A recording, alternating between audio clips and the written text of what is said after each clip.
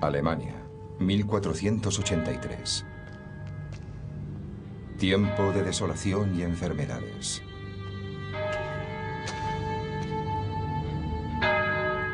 Por aquel entonces, la peste podía exterminar ciudades enteras en apenas unos días.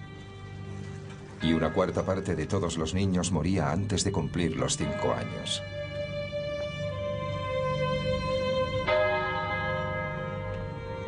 En aquel mundo había un gran consuelo.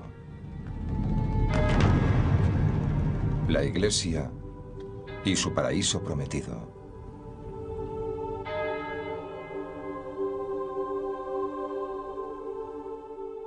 Aquella promesa había convertido a la Iglesia en la institución más poderosa de la tierra. Rica como nadie, más poderosa que la realeza, pero también corrupta y tiránica. Un imperio que habría de derrocar un solo hombre: Martín Lutero.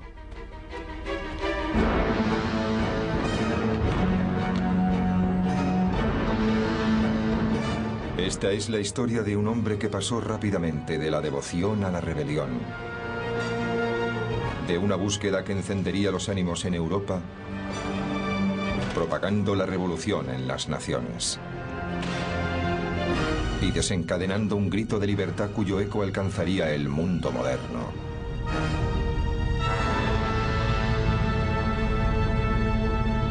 Martín Lutero. Camino al desafío.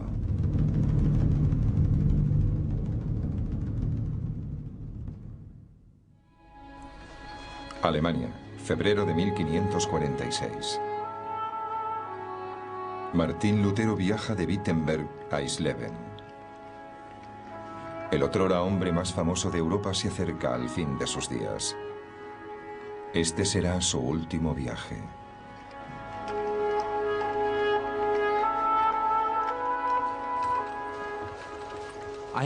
Creo que es imposible escribir la historia de la cultura occidental moderna sin hablar de Lutero y de que hay que luchar por aquello en lo que uno cree.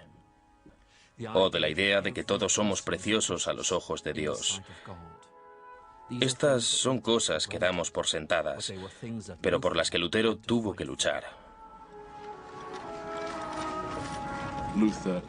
A Lutero hay que situarlo junto a los grandes emancipadores de la historia de la humanidad, por su defensa del individuo, por su coraje y por estar dispuesto a morir por sus creencias.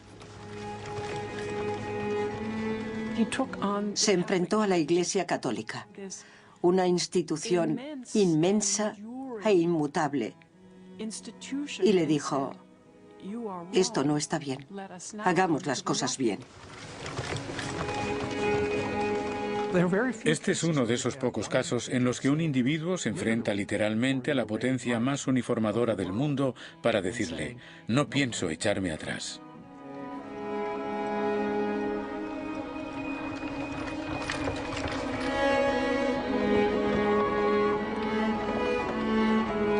Seguro que no ha habido nadie en 1000 años a quien el mundo haya odiado tanto como a mí. Ojalá nuestro Señor me aconseje y me lleve pronto con él. Con gusto alargaría el cuello para que sobre él cayese toda la furia de un trueno y me derribase. Amén.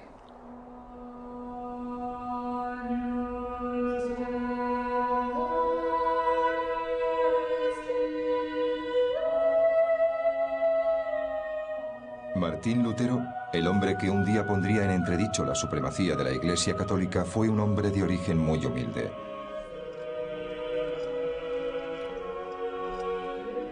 Creció en una pequeña ciudad llamada Eisleben, en el norte de Alemania. Una afanosa comunidad donde la Iglesia era la mayor autoridad. Lo más destacado de la religión en la Baja Edad Media era el cristianismo, la única religión posible. La suya era la única gran historia que se podía contar.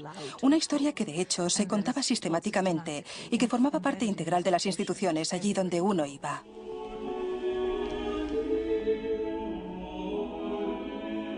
Cuando Lutero era un niño, la Iglesia era el centro de su mundo. Sus parroquias, monasterios y conventos estaban diseminados por todo un imperio que se extendía desde la zona más occidental de Irlanda hasta la más meridional de Sicilia. El poder de la Iglesia residía en el gran consuelo que prometía. Si acatabas sus normas y practicabas sus ritos, podías escapar a los horrores de este mundo y encontrar la felicidad eterna en el cielo.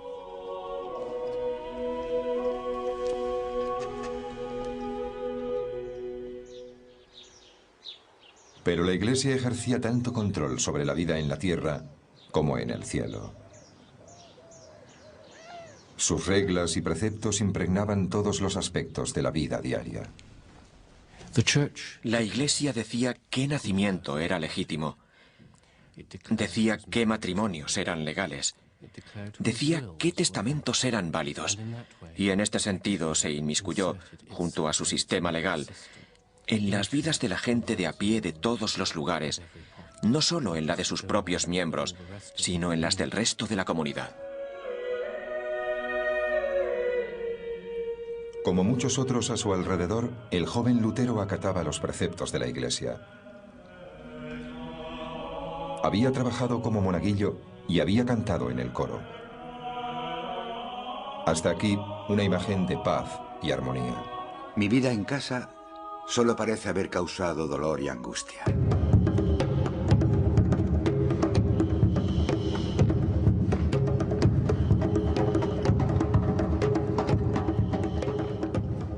El padre de Lutero, Hans, era fundidor de cobre, uno de aquellos nuevos y prósperos hombres de negocios que se habían librado del yugo del antiguo sistema feudal para montar su propio negocio. Hans tenía unos planes muy ambiciosos para su hijo. Estaba decidido a que remontase más peldaños en la escala social, convirtiéndole en abogado. Pero Lutero no vivía en un hogar feliz. Lutero nos facilita muchos recuerdos de su infancia, y sus rememoraciones no son del todo positivas. Recuerda la frustración que sentía, cómo su padre le castigaba por sus fracasos o por su desobediencia, y creo que la impresión que da es la de alguien con muy baja autoestima. Alguien que cree que no va a estar a la altura de lo que los demás esperan de él. Hans Lutero juzgaba con dureza a su hijo. En una ocasión, mi padre me azotó tan fuerte que me escapé. Le odié hasta que finalmente logró recuperar mi afecto. Y por lo visto, la madre de Lutero no era mucho más comprensiva. Una vez mi madre me golpeó hasta hacerme sangrar por haber robado una nuez. El miedo al castigo y al fracaso marcaría a Lutero para el resto de sus días. Sin embargo, eso no le empujó a satisfacer las ambiciones de su padre, sino a una espectacular rebeldía.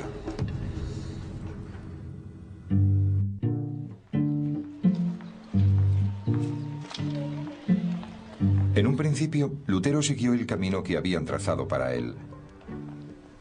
Su padre le envió a las mejores escuelas de la región y a los 18 años empezó a ir a la Universidad de Erfurt. Comparada con la ciudad natal de Lutero, Erfurt era una animada metrópolis. Tenía todo lo que podía necesitar un joven estudiante, innumerables bares y tabernas. Y en una época en la que no había agua potable, el vino y la cerveza eran bebidas de primera necesidad. La ciudad incluso contaba con un burdel municipal regido por el ayuntamiento. Pero Erfurt también era única en aspectos de mayor calado. No era un gran centro industrial ni político, pero sí era un gran centro eclesiástico, y en él abundaban las actividades de la Iglesia. Se calcula que allí había 14 órdenes religiosas distintas representadas en una sola, así como 25 parroquias. De hecho, por aquel entonces se decía que Erfurt era la Roma de Turingia, la Roma de aquella región de Sajonia, debido a la alta concentración de talentos eclesiásticos.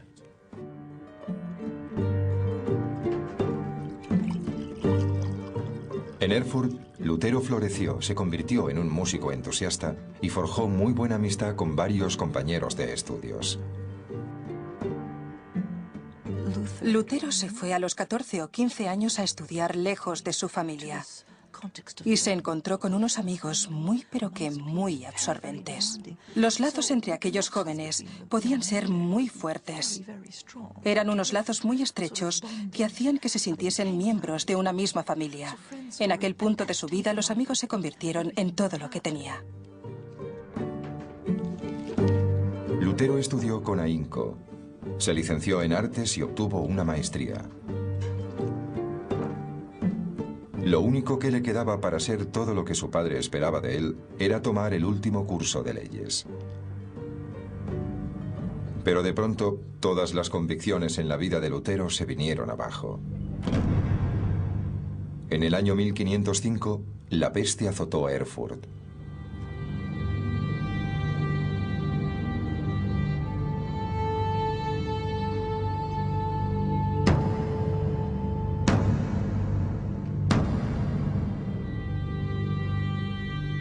La enfermedad se propagó fuera de control por las estrechas calles de la ciudad, sembrando la muerte y la angustia a su paso. Lo que más temía la gente de la peste era que te cogía por sorpresa. Algunos cayeron, otros se libraron. Algunas ciudades quedaron devastadas, mientras otras muy cercanas no se vieron afectadas. Era algo inexplicable. Por aquel entonces nadie sabía cómo se contraía, nadie sabía por qué se contraía. Lo único que había era una sensación generalizada de que Dios les estaba castigando por sus pecados. Era una terrible y visible muestra de castigo.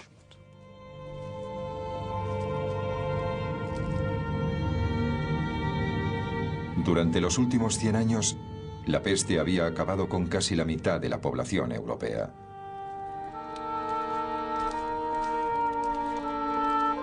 Pero la epidemia atacaba ahora a Lutero directamente. 3 de sus amigos murieron víctimas de la enfermedad. Y aquella visión de la mortalidad del hombre y el miedo a la ira de Dios traería consigo el primer cambio radical en la vida de Lutero.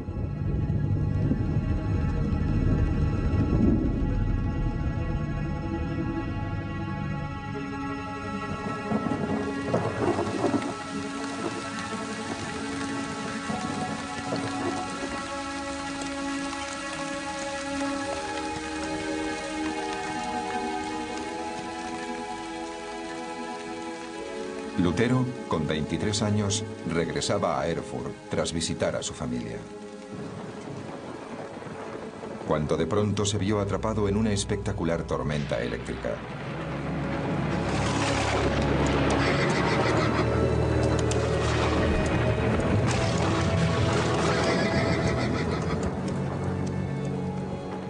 Nadie sabe exactamente qué le ocurrió a Lutero aquella noche, pero le afectó en lo más profundo de su ser. De repente, acechado por el pánico y la congoja de la muerte, me vi obligado a hacer un trato con Dios. Ya había perdido a 3 amigos por culpa de la peste y ahora se enfrentaba él mismo a la muerte, de manera que Lutero llegó a un acuerdo con Dios. Si sobrevivía, se haría monje. La cercana experiencia de la muerte te lleva a pensar en qué estado está tu alma, cuál es el balance. Estoy hablando casi de una especie de contabilidad espiritual. Uno se pregunta, ¿en qué estado estoy? ¿Cuál es el balance de mi vida? De haber muerto ahora, de no haber funcionado mi invocación, ¿dónde habría terminado? En el infierno, por pecador.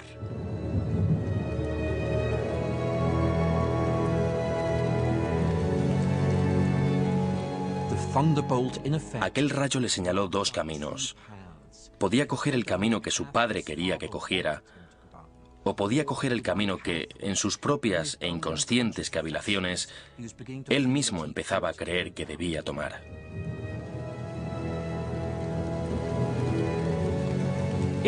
Fue el momento en que tomó las riendas de su propia vida. Dejó de hacer lo que su padre quería que hiciera y a partir de aquel instante se entregó libremente a la vida espiritual y se dedicó a buscar en el universo las respuestas que tanto ansiaba. Obviamente, era una persona de gran sensibilidad espiritual.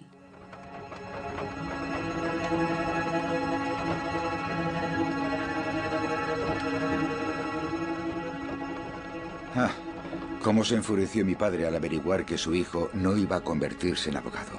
Perdió la razón, se comportó como un loco. ¿Cómo se iba a imaginar él que el hecho de tener un monje en la familia le iba a suponer más prestigio y vergüenza que 1000 abogados vestidos de armiño?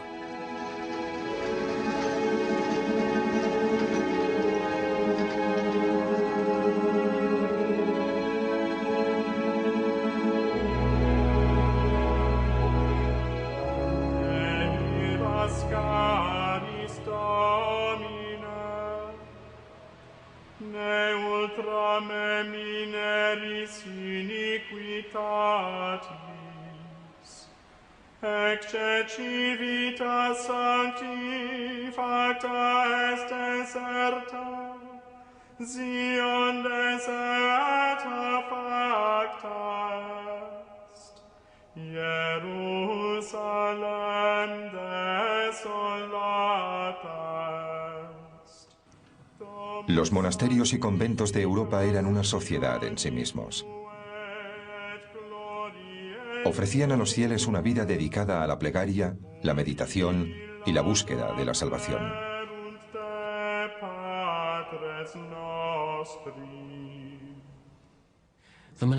La vida monástica estaba marcada por el ritmo de las 7 horas del día litúrgico. Esto quería decir que 7 veces al día los monjes tenían que reunirse para cantar y recitar fragmentos del servicio eclesial, y eso incluía levantarse en mitad de la noche.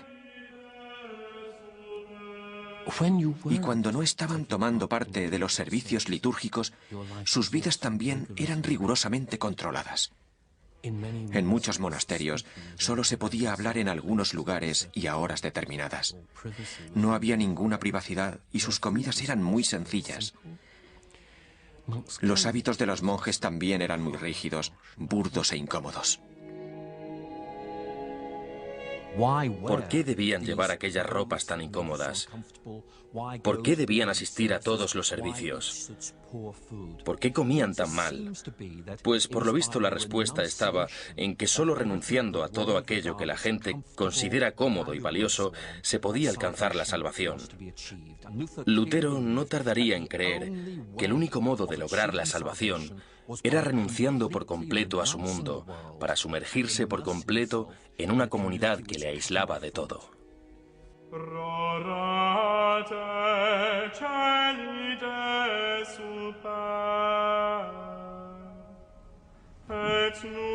Dos semanas después de aquella noche en el bosque, Lutero se unió a una de las órdenes monásticas más severas de Alemania, los monjes agustinos de la estricta observancia. Se cortó el pelo, se vistió con la túnica blanca de los monjes novicios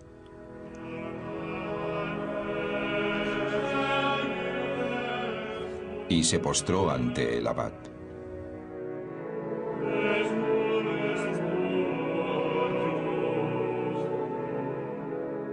Acababa de ingresar en el mismísimo seno de la Iglesia Católica.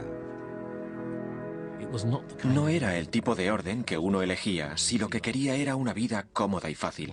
No era en absoluto ese tipo de centro religioso. Sin embargo, creo que era una buena orden para alguien espiritual y mentalmente dotado.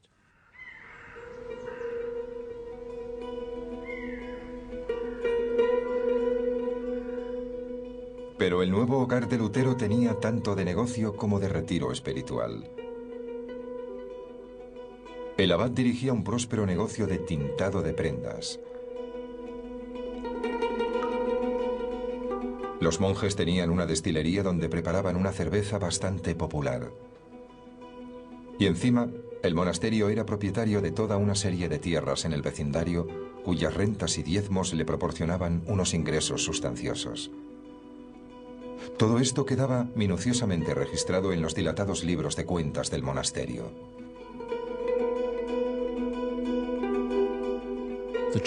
La Iglesia no pedía ayuda a sus feligreses, se la exigía, se la imponía. Tenía derecho para recaudar el diezmo, que no era precisamente una contribución voluntaria, sino un tipo de impuesto que estabas obligado a pagar si no querías que te llevaran a juicio. Además, todo el mundo accedía a su pago porque les habían inculcado desde su más tierna infancia que si no contaban con los servicios de la Iglesia, sus almas correrían un grave peligro.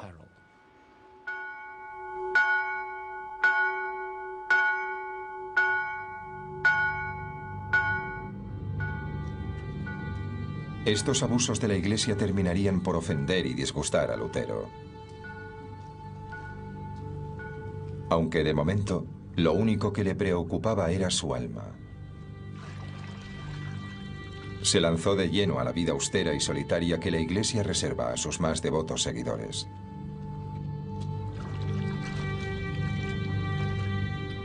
No tardó en pasar del hábito blanco de los novicios al negro de los monjes consumados. Aquella era la única ropa que ahora poseía. No estaba allí para divertirse o para burlarse de la institución, ni tampoco para pasar el rato. Aquella vida suponía, por citar algunos ejemplos, suponía ayuno recurrente, realmente suponía una negación constante de todo lo físico. La estricta rutina de estudio y plegaria de los monjes iba acompañada de un régimen de persecución de lo carnal. Alentaban a los iniciados a dormir sin sábanas ni mantas e incluso a fustigarse.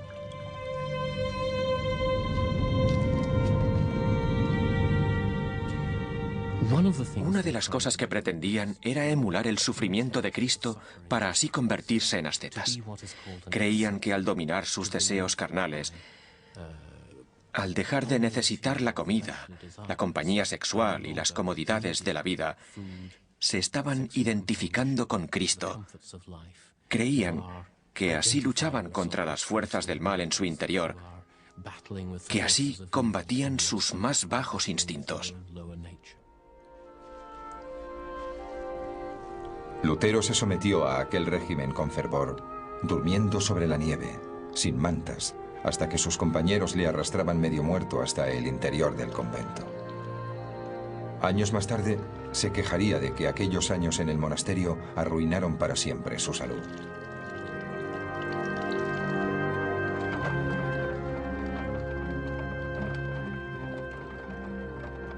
Si alguna vez un monje mereció ganarse el cielo por su devoción, ese fui yo. De haber seguido un tiempo más con aquella vida, me habría matado con vigilias, las plegarias, las lecturas y demás trabajos.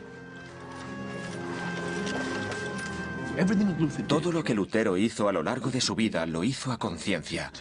Lutero lo hacía todo al 100%, al 110%. Y si a Lutero se le había metido en la cabeza hacerse monje, pues lo iba a dar todo, se iba a entregar en cuerpo y alma. Fue un buen monje.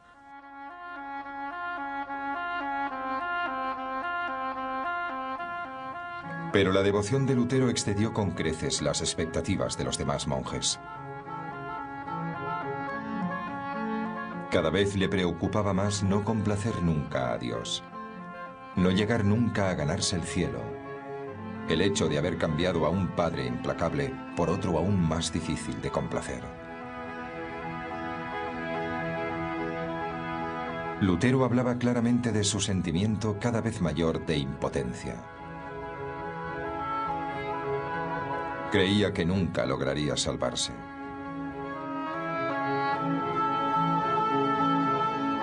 Los designios del Señor son demasiado elevados y difíciles de satisfacer.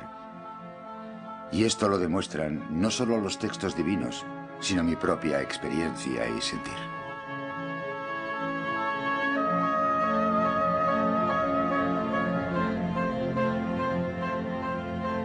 Cuanto mayor era su desesperación, más se volcaba Lutero en los rituales de la Iglesia. Lutero se diferenciaba de otros monjes en que realmente le preocupaba reconciliarse con el Padre Celestial y hacer todo aquello que Dios esperaba de él. Podemos ver su búsqueda, su agonía, su profunda gravedad. Solo quedaba confiar en que encontrase el camino. De lo contrario, iba a llevar una existencia muy tormentosa.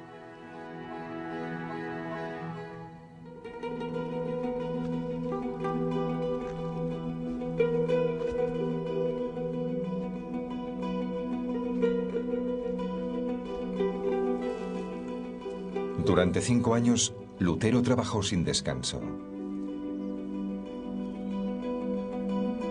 Hasta que en 1510 le ofrecieron una breve escapada a su vida de enclaustramiento.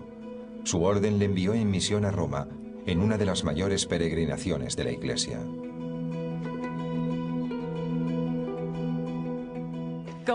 El viaje a Roma era una peregrinación muy especial, ya que era la capital de la Iglesia Católica Romana y desde una perspectiva occidental, la capital del cristianismo.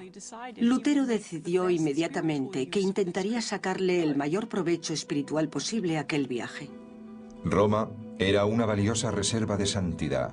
Era el hogar de San Pedro, del Papa y de los restos de innumerables santos y mártires. Decenas de miles de peregrinos visitaban Roma todos los años, con la esperanza de que aquel viaje los acercase más a Dios. Vestían de forma diferente, cogían un palo, caminaban y vivían con austeridad.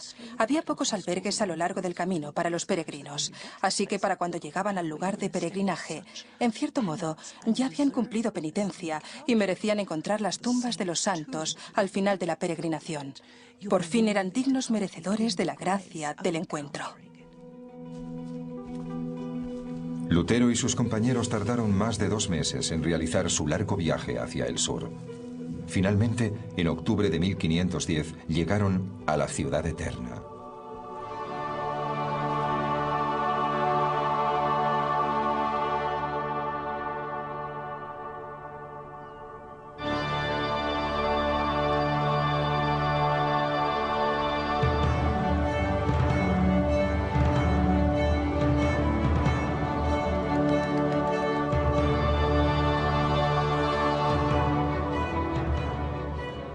Lutero llegó a Roma cuando el Renacimiento se encontraba en su mayor apogeo. Miguel Ángel estaba pintando los techos de la Capilla Sixtina. Rafael estaba volcado en la decoración de las dependencias privadas del Papa. Para el joven monje, aquella ciudad fue toda una revelación.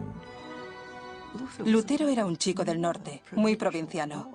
Para entonces, había vivido solamente en 3 ciudades durante toda su vida, así que no había visto gran cosa, y llegar allí y ver los séquitos de los cardenales, los grandes palacios, y encontrar un clima completamente distinto, comidas distintas, olores distintos, debió de extrañarle enormemente.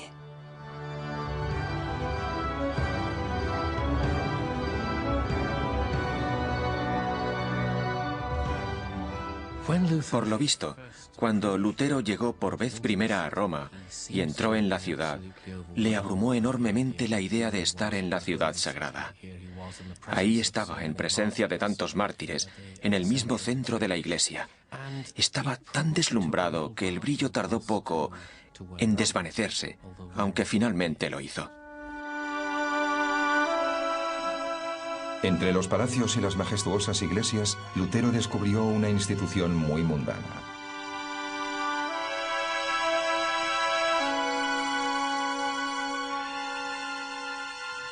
Aquella ciudad daba tanta importancia al dinero como a la religión. El papado como institución recaudadora de dinero era como un enorme sumidero que tragaba dinero procedente de toda Europa. La Iglesia enseñaba que el dinero era la raíz de todo mal y que, por ejemplo, prestarlo a cambio de intereses era un pecado mortal. Pero en realidad la Iglesia movía millones de ducados.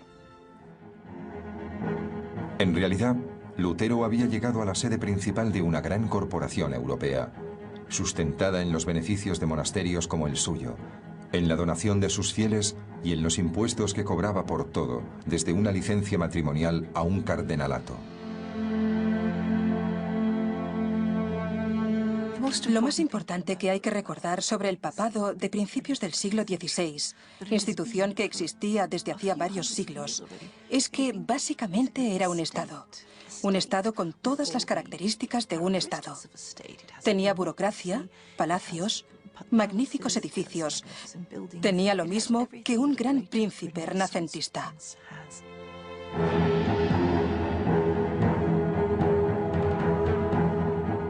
El papado incluso ostentaba poder militar. De hecho, el castillo de Sant'Angelo, el fuerte privado del Papa y su batería de cañones se alzaban imponentes sobre la ciudad.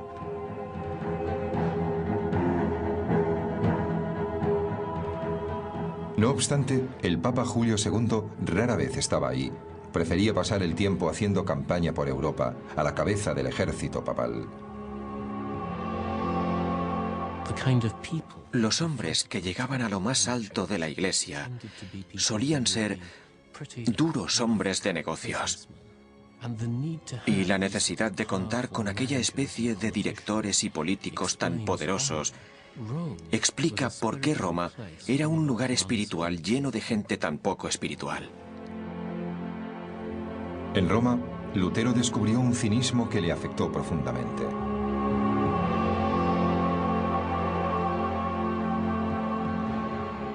Él contaba que en una ocasión, mientras rezaba tímidamente durante el servicio de una de las magníficas iglesias de la ciudad, el cura sentado a su lado le dijo: «Acabe pronto, ¿quiere?».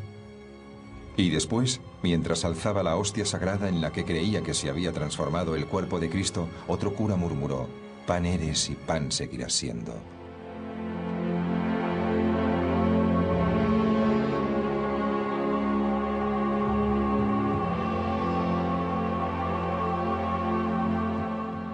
Creo que la decepción que sufrió en Roma debió ser absolutamente devastadora. De repente se encuentra con una situación que él estaba dispuesto a vivir como una experiencia sublimadora. Se encuentra en la sede de la institución a la que él sirve y descubre que allí nadie habla su mismo idioma, en más de un sentido.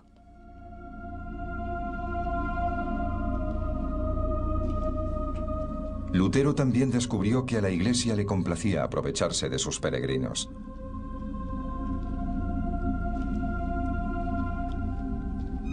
Le permitieron visitar previo pago la cripta de una iglesia.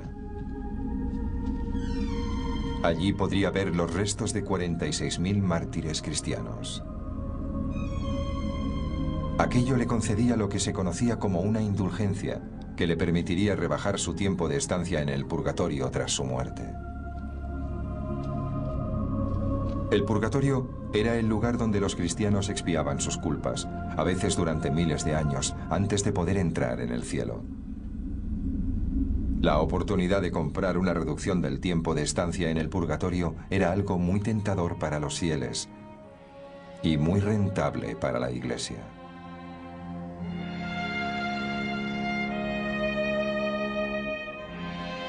Mientras Lutero iba de un lugar de peregrinaje a otro, desesperado por encontrar la salvación, un miedo cada vez mayor se apoderaba de él.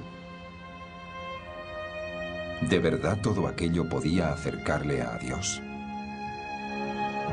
Finalmente, Lutero entró en crisis y empezó a cuestionar las enseñanzas de la Iglesia, a la que había entregado su vida. ¿Quién sabe si realmente es así?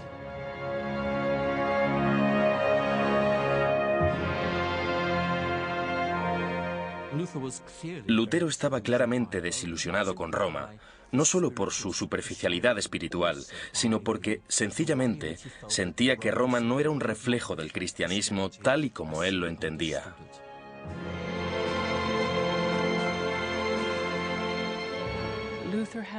Lutero tenía la sensación de que las respuestas se le escapaban. No tenía la sensación de que Dios le quisiese más. Así que debía encontrar las respuestas en otra parte.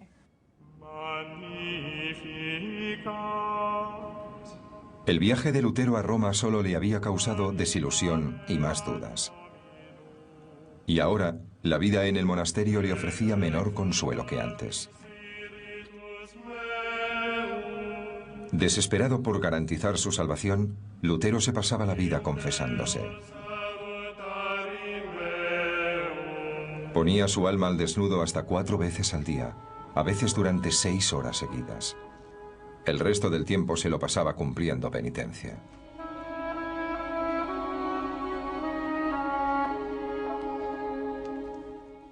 Había algo extraño en Lutero. Creía que nunca lo iba a lograr y aún así no dejaba de intentarlo. Se confesaba y conseguía la absolución, y así era como se suponía que la Iglesia debía tratar aquellos asuntos. La mayoría de los monjes se habrían contentado con oír: «Estás perdonado». Pero una vocecilla en su interior le decía: «No lo sientes de verdad». Así que tenía que volverse a confesar una y otra vez para volver a ser absuelto, pero la vocecilla le decía: «No, no lo dices de corazón». Así que la vida monacal fue un infierno para él. Ahí estaba él haciendo lo más importante, lo mejor que podía hacer un hombre según la sociedad, y aún así no se sentía mejor.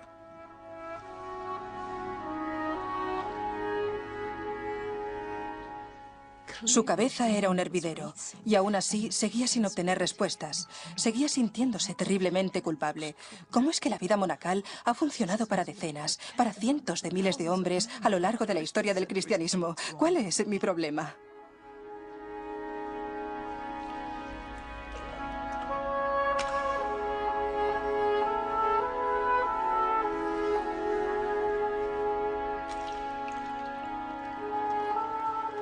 Por irreprochable que fuera mi vida monacal, seguía sintiéndome como un pecador con la conciencia llena de culpa. No podía creer que mi trabajo complaciera a Dios. De hecho, odiaba a aquel Dios. Así que me encolerizaba conmigo mismo. Vivía furioso y atormentado.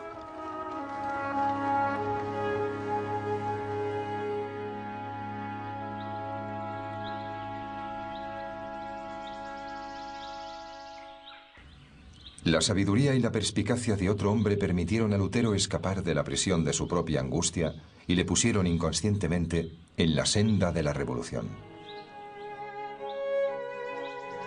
En 1511, su orden le envió a un pequeño monasterio en la ciudad de Wittenberg. Comparada con Erfurt, Wittenberg era muy pequeña. En ella apenas había un par de iglesias y una universidad recién fundada. Allí, el monje Johann von Staupitz acogió a Lutero bajo su ala. Staupitz era un miembro destacado de la orden de Lutero y estaba decidido a librar al joven monje de aquel ciclo de desesperación.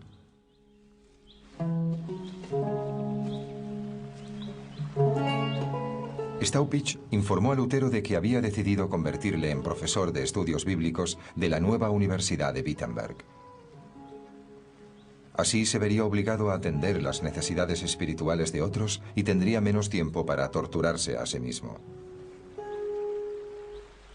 Lutero le dio hasta 15 motivos por los que no podía aceptar aquella oferta, empezando porque tanto trabajo iba a acabar con él. La abyecta respuesta de Staupitz pasaría a la historia.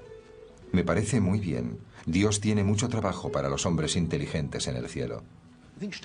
Creo que Staupitz sabía muy bien cómo manejar a Lutero, con una mezcla de lástima, sutil ironía y, sobre todo, reconociendo sus virtudes, reconociendo su brillantez y su capacidad para realizar una carrera académica. Creo que lo que pretendía Staupitz era agotarle de tal manera con la preparación de sus clases que al llegar la oscura noche del alma se desplomase sobre su cama y durmiese como un bebé durante 8 horas seguidas.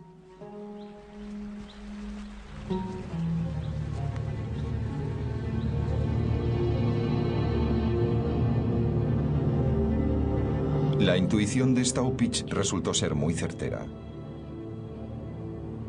Enfrentado a una clase llena de estudiantes a los que explicar la Biblia, Lutero se vio obligado a involucrarse con el mundo y a dejar de fustigarse por sus defectos. Tenía que decir a toda una clase qué era cada cosa. Ya no había tiempo para meditar en su celda, ni para discutir con otros monjes. Ahora tenía que imponer su autoridad.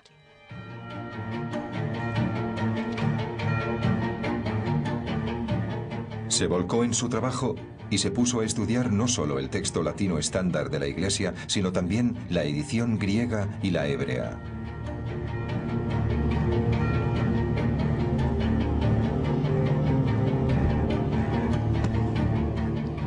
Y mientras reflexionaba, tomaba notas y razonaba sobre su trayectoria a través de su fe, Lutero tuvo una revelación. Una revelación que cuestionaba todo lo que le habían enseñado sobre su Iglesia. Lutero había crecido creyendo que la persona que se salvaba era aquella que luchaba y se esforzaba por salvarse. Ahora empezaba a darse cuenta de que para salvarte solo tenías que extender y abrir tus manos vacías para recibir aquel regalo que Dios quería darte.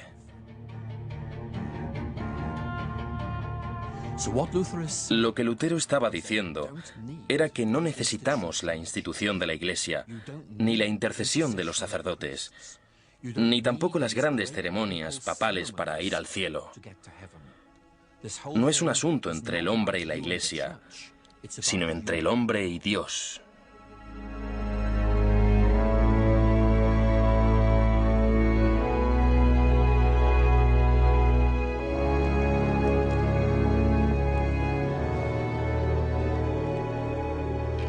Fue un momento revolucionario. Durante toda su vida, Lutero había creído que solo a través de los rituales de la Iglesia se podía alcanzar la salvación. Pero ahora se daba cuenta de que la salvación era algo que el individuo debía negociar directamente con Dios. No había institución mundana que pudiera creer por ti, expiar tus culpas o interceder entre tú y tu Dios. Sentí que había vuelto a nacer y que las puertas del cielo se abrían para mí.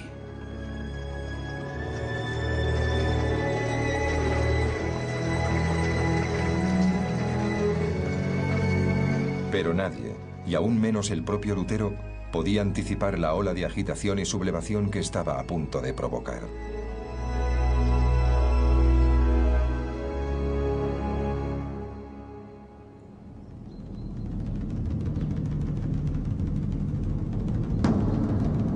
Habían pasado 7 años desde la visita de Lutero a Roma.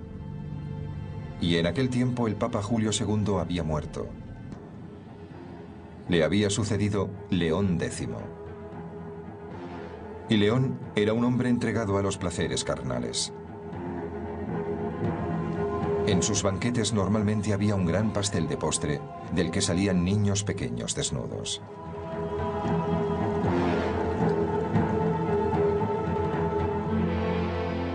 En solo 2 años de suntuosas celebraciones y cacerías de jabalíes, León vació las arcas papales. Se vio obligado a detener las obras de la mayor extravagancia de la Iglesia hasta la fecha, la gloriosa Basílica de San Pedro. Es uno de los mayores proyectos de construcción en la historia de Europa y todos los grandes artistas, escultores y arquitectos del Renacimiento italiano, sin excepción, participaron en él. Eso sí, tragó dinero como solo un proyecto de construcción de esta magnitud podía hacerlo. León se mostraba despreocupado. Y para volver a llenar sus arcas, recurrió a uno de los mejores métodos que tenía la Iglesia para recaudar dinero: la venta de indulgencias, o lo que es lo mismo, cobrar a los fieles por entrar en el cielo. Las cartas de indulgencia eran pedazos de papel que vendían por un módico precio que, dicho sea de paso, cambiaba según las posibilidades de cada uno, y que aseguraban al portador el perdón de sus pecados. Las indulgencias de León tenían una serie de ventajas únicas. Se podían comprar no solo para uno mismo, sino también para los parientes muertos. Y encima, perdonaban una serie de pecados inimaginables. Incluso se decía que, de haber sido posible, habrían absuelto a aquellos que hubiesen mantenido relaciones sexuales con la Virgen María.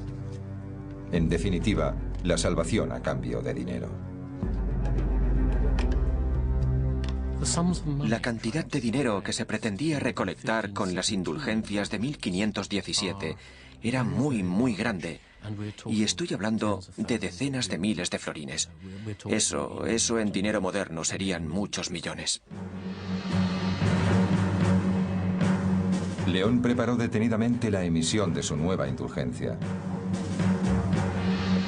Contrató los servicios de un fraile dominico llamado Johann Tetzel para su venta. Y eligió muy bien. Tetzel era un publicista maravilloso, especializado en jingles y eslóganes promocionales. Prácticamente inventó el uso de eslógans publicitarios. Decía cosas como: Cuando la moneda tintinee en el cofre, del purgatorio salga tu alma dando un bote. Casi puede uno ver el alma llegando de un brinco al cielo desde el purgatorio. León esperó a que sus arcas vacías se llenaran con las donaciones de los fieles.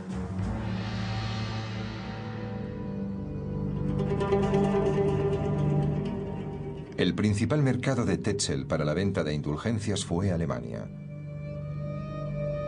Los habitantes de Wittenberg se enteraron rápidamente de la reducción de condena que ofrecía la Iglesia.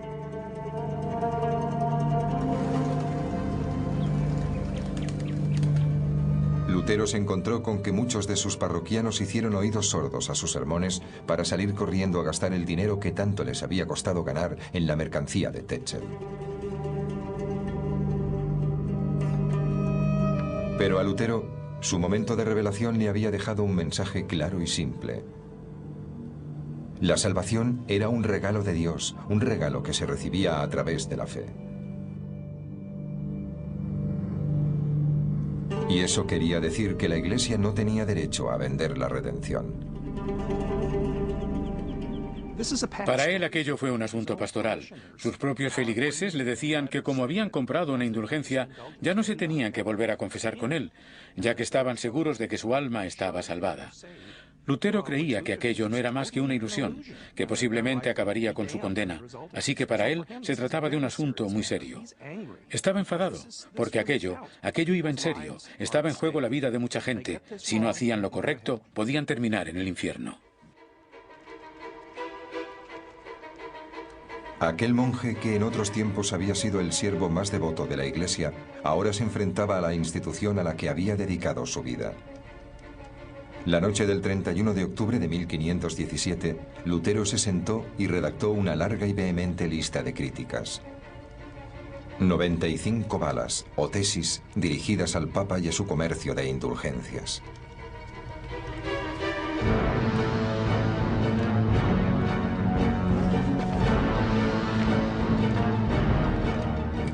A continuación las clavó en la puerta de la iglesia del castillo de Wittenberg.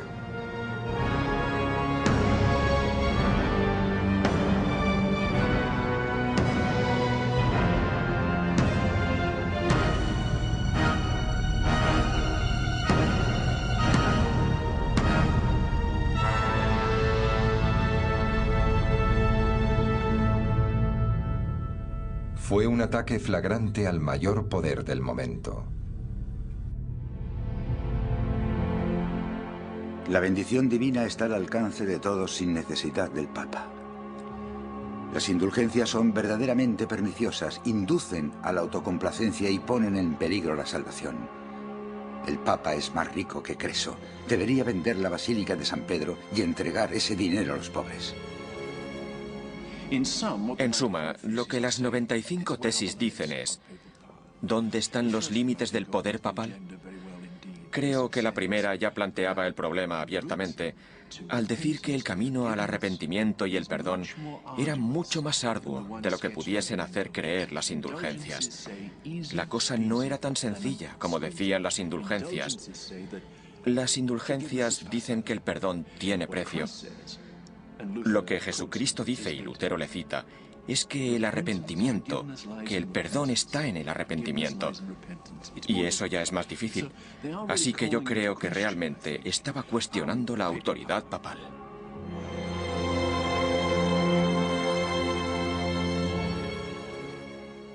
Era un asunto de fe. Era necesario sacarlo a la luz.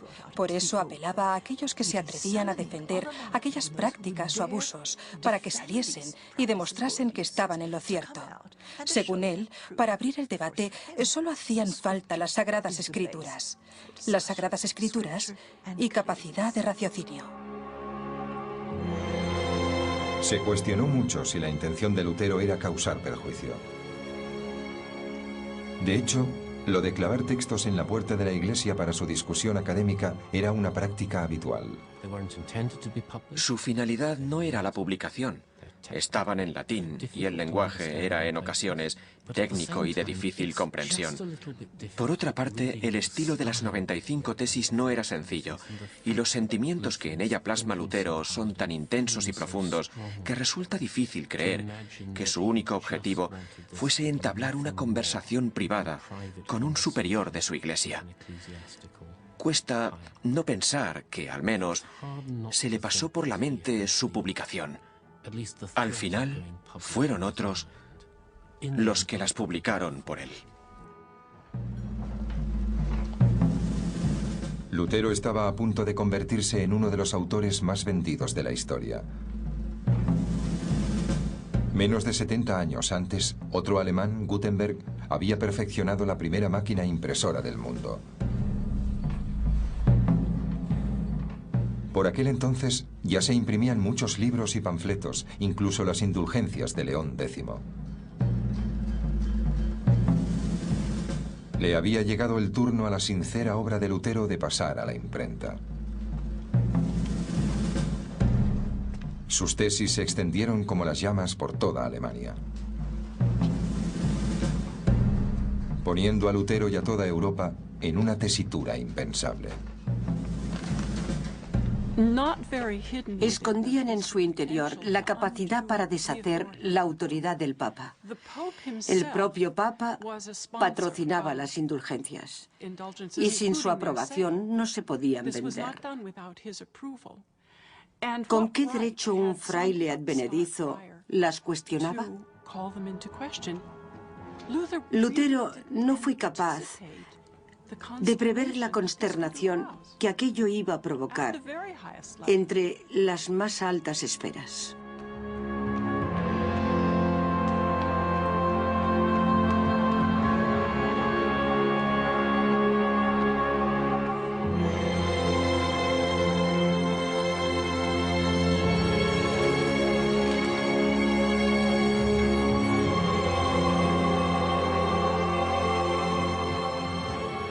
Aunque no era gratuito que la Iglesia Católica ostentase el poder desde hacía más de 1000 años.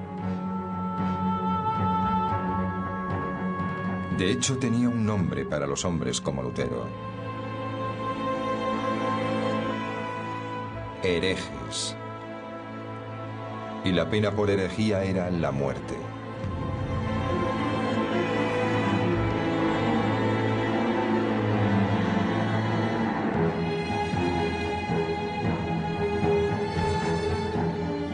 Ya estaba montada la escena para el mayor conflicto en la historia de la Iglesia.